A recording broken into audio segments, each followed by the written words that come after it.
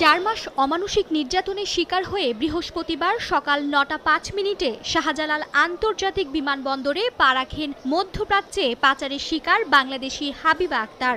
এদিন প্রিয়জনকে ফিরে পাবার অপেক্ষায় ছিল তার পরিবার, কিন্তু ঘটল উল্টো ঘটনা। চাকরি দেবার কথা বলে সৌদি আরবে যারা হাবিবাকে বিক্রি করে দিয়েছিল, সেই এজেন্সি ইফতি ইন্টারন্যাশনালের মালিক রুবেল ও পাচারের ৩ সহযোগীর লোকজনকে সঙ্গে নিয়ে পল্টন থানা পুলিশ বিমানবন্দর থেকেই হাবিবাকে তুলে নিয়ে যায়। পুলিশ হাবিবাকে তার পরিবার ও ঘটনাস্থলে উপস্থিত গণমাধ্যম কর্মীদের সঙ্গে কোনো কথা বলতে দেয়নি।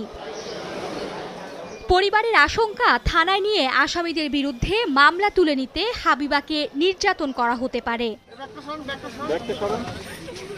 মানব পাচারের মামলায় অভিযুক্ত ও গ্রেফতার আসামিদের লোকজন সঙ্গে নিয়ে ভুক্তভোগীকে তুলে নেয়ার ঘটনাকে নজিরবিহীন বলছেন অভিবাসন কর্মীরা। যার বিরুদ্ধে অভিযোগ তাদের সাথে করে পল্টন থানা